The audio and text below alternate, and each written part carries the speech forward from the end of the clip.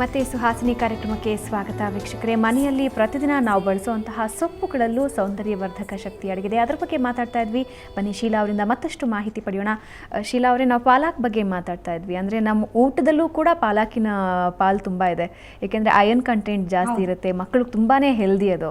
So ಈ ಸೌಂದರ್ಯವರ್ಧಕದಲ್ಲಿ ಒಂದು ಫೇಶಿಯಲ್ಗೆ ಹೇಳಿದ್ರಿ ಸ್ಕ್ರಬ್ ಆಗಿ ಉಪಯೋಗಿಸಬಹುದು ಅಂತ, ಬೇರೆ ಏನೆಲ್ಲ ಉಪಯೋಗಗಳಿವೆ? ಇದನ್ನು ಸ್ವಲ್ಪ ಬಿಸಿ ಮಾಡಿ ಎಲ್ಲಾದರೂ ಊತ ಬಂದಾಗ, ಹಾಗೆ ಗಾಯ ಆದಾಗ ಸೊ ಅದ್ರ ಮೇಲೆ ಇಡ್ಬೋದು. ಅದಿಟ್ಟಾಗ್ಲೂ ಗಾಯ ಸ್ವಲ್ಪ ಕಡಿಮೆ ಆಗುತ್ತೆ, ಊತ ಇಳಿಯುತ್ತೆ, ಮತ್ತು ಕಲೆ ಬೀಳಲ್ಲ ಅಂತ ಹೇಳ್ತೀವಿ. ಸುಟ್ಟು ಗಾಯಕ್ಕೂ ಸಹ ಇದನ್ನು ಉಪಯೋಗಿಸ್ತಾರೆ. ಆ ಸುಟ್ಟು ಗಾಯಕ್ಕೂ ಸಹ ಇದನ್ನು ಹಾಕ್ಬಿಟ್ಟು, ಮತ್ತು ಕೂಲಿಂಗ್ ಆಗಿ ಕೂಡ ಇದು ಕೆಲಸ ಮಾಡುತ್ತೆ, ಕೂಲಿಂಗ್ ಏಜೆಂಟಾಗಿ. ತಂಪು ಅಂತ ಹೇಳ್ತಾರೆ ಪಾಲಕ್ ಸೊಪ್ಪು ರೆಗ್ಯುಲರಾಗಿ ಸೇವನೆಯಿಂದನೂ ಕೂಡ ಮಕ್ಕಳಿಗೆ ಆರೋಗ್ಯಕ್ಕೂ ಒಳ್ಳೆಯದು, ಬುದ್ಧಿಶಕ್ತಿಗೂ ಒಳ್ಳೆಯದು, ಮಕ್ಕಳ ಬೆಳವಣಿಗೆಯಲ್ಲೂ ಸಹ ತುಂಬಾ ಸಹಕಾರಿಯಾಗಿದೆ ಇದು. ಪಾಲಕ್ ಸೊಪ್ಪು ದಿನನಿತ್ಯ ಸೇವನೆ ಮಾಡಿದ್ರೂ ತಪ್ಪಿಲ್ಲ ಅಂತ ಹೇಳ್ತಾರೆ. ತುಂಬಾ ಅಂದರೆ ಈ ಫೇಶಿಯಲ್ ಮಾಡುವಾಗಲೂ ಅಷ್ಟೇ, ಪಾಲಕ್ ಸೊಪ್ಪು ಫುಲ್ ಈ ಥರ ಫೇಸ್ಗೆ ಎಲೆನೇ ಕಟ್ ಮಾಡಿಬಿಟ್ಟು ಅದನ್ನು ಸ್ವಲ್ಪ ರಬ್ ಮಾಡಿ ಅದನ್ನು ಫೇಸ್ ಮೇಲೆ ಮತ್ತು ನೆಕ್ ಮೇಲೆ ಎಲ್ಲ ಕಡೆ ಇಟ್ಕೊಂಡು ಕಣ್ಣು ಮೇಲೆ ಇಟ್ಬಿಟ್ಟು ರಿಲ್ಯಾಕ್ಸ್ ಆಗ್ಬೋದು. ರಿಲ್ಯಾಕ್ಸ್ಗೋಸ್ಕರನೂ ಇದನ್ನು ಮಾಡ್ಬೋದು. ಮತ್ತು ಕೂದಲಿಗೂ ಸಹ ಇದರದ್ದು ಹೇರ್ ಪ್ಯಾಕ್ ಕೂಡ ಯೂಸ್ ಮಾಡ್ಬೋದು. ಹೇರ್ ಪ್ಯಾಕ್ ಮಾಡೋದಂದರೆ ಈಸಿನೇ. ಇದನ್ನು ಕೂಡ ಅಷ್ಟೇ ಗ್ರೈಂಡ್ ಮಾಡಿಬಿಟ್ಟು ನೀವು ಅದರ ರಸ ತೊಗೊಂಡು ಸ್ವಲ್ಪ ಕೊಬ್ಬರಿ ಎಣ್ಣೆ ಮಿಕ್ಸ್ ಮಾಡಿಕೊಂಡು ಅದನ್ನು ತಲೆ ಕೂದಲಿಗೆಲ್ಲ ಹಚ್ಚಿ ಬುಡದಿಂದ ಹಚ್ಕೊಂಬಂದು ಸ್ವಲ್ಪ ಹೊತ್ತು ಬಿಟ್ಬಿಟ್ಟು ಸೊ ಹೇರ್ ವಾಶ್ ಮಾಡೋದ್ರಿಂದ ಏನಾಗುತ್ತೆ, ಸೊಪ್ಪಿನ ನೀರು ತೊಗೊಂಡು ಹಚ್ಕೋಬೇಕು. ಅದೇ ಹೇಳಿದೆ, ಇದು ಬರೀ ಸೊಪ್ಪು ಹಚ್ಕೊಳ್ಳೋದಂದ್ರೆ ಬರೀ ಅದನ್ನೊಂದು ಇದನ್ನು ಮಾಡ್ಕೊಂಡ್ಬಿಡ್ತಾರೆ. ಹಾಗಾಗಿ ಸ್ವಲ್ಪ ಅದ್ರದ್ದು ನೀರು ತೊಗೊಂಡು ಸೊ ಅದಕ್ಕೆ ಕೊಬ್ಬರಿ ಎಣ್ಣೆ ಮಿಕ್ಸ್ ಮಾಡಿಕೊಂಡು ಅದನ್ನ ಫುಲ್ಲು ಹೇರ್ಗೆಲ್ಲ ಹಚ್ಚಿ ರೂಟ್ಗೆಲ್ಲ ಹಚ್ಚಿ ಬಿಟ್ಬಿಟ್ಟು ಒಂದು 20 ನಿಮಿಷ ಬಿಟ್ಟು ತಲೆ ಸ್ನಾನ ಮಾಡಿಸ್ತಾ ಬಂದರೆ, ಚಿಕ್ಕ ಮಕ್ಕಳಿಂದನೂ ಅಷ್ಟೇ ಮಾಡಿಸ್ತಾ ಬಂದರೆ ಕೂದಲು ಉದುರೋದು ಕಡಿಮೆ ಆಗುತ್ತೆ. ಮಕ್ಕಳಿಗೆ ಇವಾಗ ಮತ್ತು ಕವಲು ಹೊಡಿತಾ ಬರುತ್ತೆ ಕೂದಲು, ಸ್ಪ್ಲಿಟ್ ಎಂಡ್ ಅಂತ ಹೇಳ್ತೀವಲ್ಲ, ಹಾಗೆ ಆ ಕವಲು ಹೊಡೆದಿದ್ದು ಕೂಡ ಕಡಿಮೆ ಆಗುತ್ತೆ. ಈ ಚಿಕ್ಕ ಮಕ್ಕಳಿಂದ ಯೂಸ್ ಮಾಡ್ತಾ ಬಂದರೆ ದೊಡ್ಡವ್ರವ್ರಿಗೂ ಕೂಡ ಯೂಸ್ ಮಾಡ್ಬೋದು ಹೇಳಿದ್ನಲ್ಲ. ಮತ್ತು ಪಾಲಕ್ ಸೊಪ್ಪು ಹೇಳಿದ್ನ ಫುಲ್ ಫೇಸ್ಗೆ ನೆಕ್ಕಿಗೆ ಕೈ ಕಾಲು ಎಲ್ಲ ಕಡೆಗೂ ಪ್ಯಾಕ್ ಹಾಕ್ಕೋಬೋದು ಅವರು, ಟೈಮ್ ಇತ್ತು ಅಂತಂದರೆ. ಅದೊಂಥರ ಲೋಳೆ ಥರ ಬರುತ್ತೆ. ಸ್ವಲ್ಪ ಬೇಯಿಸಿ ಕೂಡ ಯೂಸ್ ಮಾಡ್ಬೋದು. ಲೈಟಾಗಿ ಬೇಯಿಸ್ಬೇಕಾಗತ್ತೆ, ಬೇಯಿಸುವಾಗಲೂ ಅಷ್ಟೇ ಸ್ವಲ್ಪ ಲೈಟಾಗಿ ಬೇಯಿಸ್ಕೊಂಡು ಅದನ್ನು ಕೂಡ ನೀವು ಕೈ ಕಾಲಿಗೆಲ್ಲ ಹಚ್ಕೊಂಡು ಒಂದು 10-15 ನಿಮಿಷ ಬಿಟ್ಟು ವಾಶ್ ಮಾಡ್ಕೋಬೋದು. ವಾಶ್ ಮಾಡುವಾಗಲೂ ಅಷ್ಟೇ ಬಿಸಿನೀರು ಅಥವಾ ಉಗುರು ಬೆಚ್ಚಗಿರೋ ನೀರನ್ನ ಯೂಸ್ ಮಾಡ್ತಾ ಬಂದರೆ ತುಂಬ ಚೆನ್ನಾಗಿ ಬರುತ್ತೆ. ಪಾಲಕ್ ಸೊಪ್ಪದು ತುಂಬ ಇಷ್ಟು ಮಾತ್ರ ನಾವು ಉಪಯೋಗ ಮಾಡ್ಕೋಬಹುದು. ಓಕೆ, ಸೊ ನೆಕ್ಸ್ಟ್ ಬರೋದೇ ನಾವು ಪುದೀನ. ಪ್ರತಿದಿನ ಉಪಯೋಗಿಸ್ತಿರ್ತೀವಿ, ಮನೆ ಅಕ್ಕಪಕ್ಕ ಎಲ್ಲ ಹಾಕೊಂಡಿರುತ್ತೆ, ಸಾಕಷ್ಟು ಹಬ್ಕೊಳ್ಳುತ್ತೆ.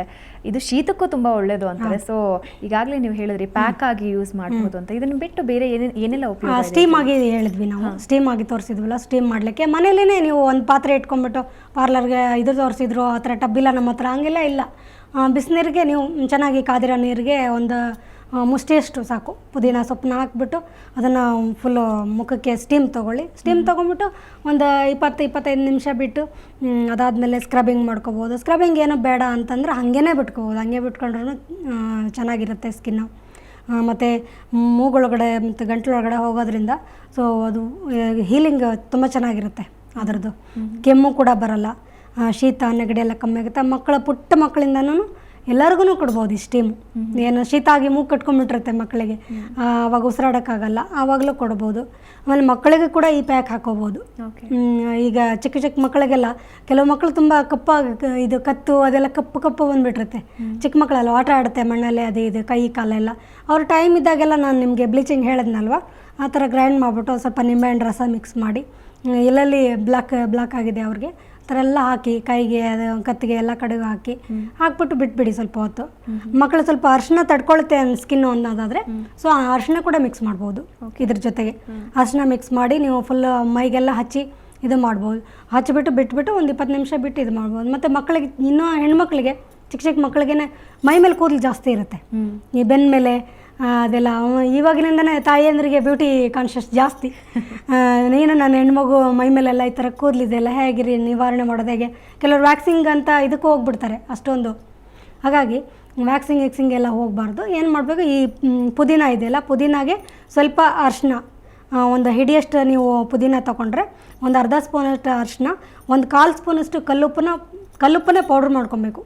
ಪೌಡ್ರ್ ಮಾಡ್ಕೊಂಡು 3 ಸೇರಿಸಿ ಅದನ್ನೊಂಥರ ಪೇಸ್ಟ್ ಮಾಡಿ ಅದು ಎಲ್ಲಿ ಕೂದಲಿರುತ್ತಲ್ವ ಆ ಕೂದಲ ಮೇಲೆ ನಿಧಾನವಾಗಿ ರಬ್ ಮಾಡಬೇಕು.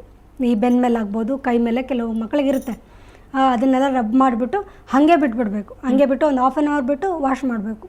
ವಾಶ್ ಮಾಡ್ತಾ ಬಂದಾಗ ಕೂದಲು ರಿಮೂವ್ ಆಗುತ್ತೆ, ಉದುರ್ಕೊಂಡು ಹೋಗುತ್ತೆ ಮತ್ತು ಹೊಸ ಕೂದಲಲ್ಲಿ ಹುಟ್ಟಲ್ಲ, ಸೊ ಸಾಫ್ಟ್ ಆಗುತ್ತೆ ಸ್ಕಿನ್ ಕೂಡ. ಹಾಗಾಗಿ ನಾವು ಪುದೀನಾನ ಈ ಥರ ಯೂಸ್ ಮಾಡ್ಬೋದು. ಓಕೆ, ನೆಕ್ಸ್ಟ್ ನಾವು ಕೊತ್ತಂಬರಿ ಸೊಪ್ಪಿಗೆ ಬಂದಾಗ ಒಂದು ಮಾತಿದೆ, ಏನಂದರೆ ಕೊತ್ತಂಬರಿ ಯಾರು ದಿನ ಉಪಯೋಗಿಸ್ತಾರೋ ಅವ್ರಿಗೆ ಏಜ್ ಬೇಗ ಆಗಲ್ಲ ಅಂತ ಹೇಳ್ತಾರೆ. ಹಾಗಾದರೆ ಇದು ಸೌಂದರ್ಯವರ್ಧಕದಲ್ಲೂ ಫೇಶಿಯಲಲ್ಲೂ ನೀವು ಉಪಯೋಗಿಸ್ತಾ ಇದ್ದೀರಾ, ಸೊ ಅದು ಯಾವ ರೀತಿ ವರ್ಕ್ ಆಗುತ್ತೆ?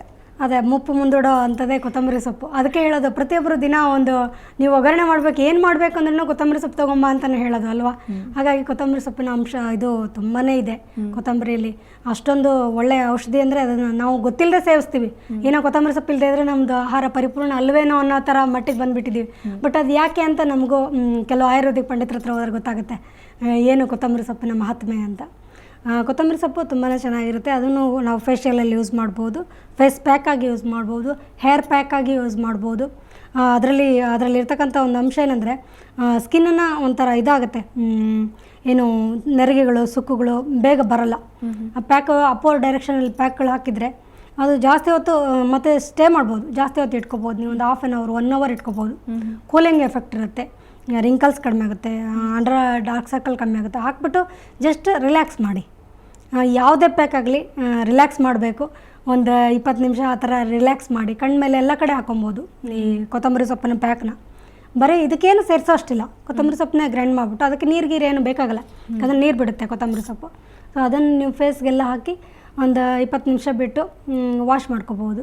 ಫುಲ್ಲು ನಿಮ್ಗೆ ಆವಾಗ ಗೊತ್ತಾಗುತ್ತೆ ಎಷ್ಟು ಇದಾಗಿದೆ, ನನಗೆ ಕೂಲ್ ಆಗಿದೆ, ಆರಾಮಾಗಿದೆ, ಸ್ಟ್ರೆಸ್ ಎಲ್ಲ ಕಡಿಮೆ ಆಗುತ್ತೆ. ಹಾಗಾಗಿ ಕೊತ್ತಂಬರಿ ಸೊಪ್ಪಿನ ಪ್ಯಾಕು ತುಂಬ ಉತ್ತಮ. ಓಕೆ, ಇನ್ನೊಂದೇನೆಂದರೆ ಮೆಂತ್ಯ ಸೊಪ್ಪು ತುಂಬಾ ಇಂಪಾರ್ಟೆಂಟ್. ಅಂದರೆ ತಾಯಂದಿರ ಮಕ್ಕಳಿಗೆ ಮೆಂತ್ಯದ ಪಲ್ಯ ಮಾಡಿಸಿ ತಿನ್ನಿಸ್ತಾನೆ ಇರ್ತಾರೆ, ಮೆಂತ್ಯ ಬಾತ್ ಮಾಡ್ತಿರ್ತಾರೆ. ಏನಂದರೆ ಕೂಲಿಂಗ್ ಥಿಂಗ್ ಇದೆ ಅಂತ.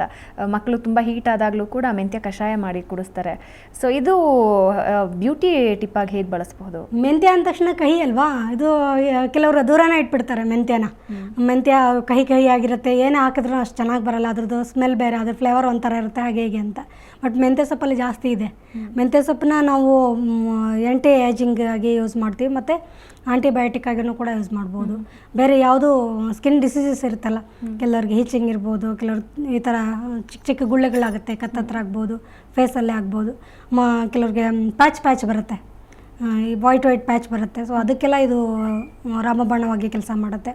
ಇದನ್ನು ಸೇಮ್ ಗ್ರೈಂಡ್ ಮಾಡಿಬಿಟ್ಟು ಅದ್ರದ್ದು ರಸ ತಗೊಂಡು ನೀವು ಫೇಸ್ಗೆ ಎಲ್ಲೆಲ್ಲಿ ನಿಮಗೆ ಈ ಥರ ಗಾಯಗಳಾಗಿರುತ್ತೆ, ಈ ಥರ ಗುಳ್ಳೆಗಳಾಗಿರುತ್ತೆ, ಸೊ ಸ್ಕಿನ್ ಅಲರ್ಜಿ ಆಗಿರುತ್ತೆ, ಸೊ ಅಲ್ಲೆಲ್ಲ ಹಚ್ಬಿಟ್ಟು ನೀವು ಒಂದು 10 ನಿಮಿಷ ಬಿಟ್ಟು ವಾಶ್ ಮಾಡ್ಕೊತಾ ಬಂದರೆ, ಇದ್ರ ಜೊತೆ ನೀವು ಮಿಕ್ಸ್ ಮಾಡಲಿಕ್ಕೆ ನೀವು ಬೇವಿನ ಸೊಪ್ಪು ಯೂಸ್ ಮಾಡ್ಬೋದು.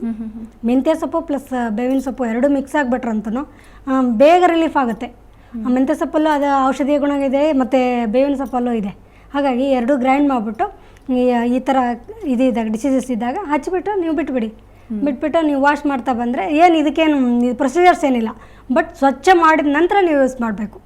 ಎಲ್ಲಿ ನೀವು ಅಪ್ಲೈ ಮಾಡ್ತಿದ್ದೀರಾ ಆ ಭಾಗವನ್ನು ಕ್ಲೀನ್ ಮಾಡಿ ನೀರಿನಿಂದ ವಾಶ್ ಮಾಡಿ, ಸೊ ಅದಾದಮೇಲೆ ನೀವು ಈ ಥರ ಪ್ಯಾಕ್ಗಳನ್ನ ಹಾಕಿದ್ರೆ ಫುಲ್ಲು ಚೆನ್ನಾಗಿ ಬರುತ್ತೆ ಅಂತ ಹೇಳ್ಬೋದು. ಓಕೆ.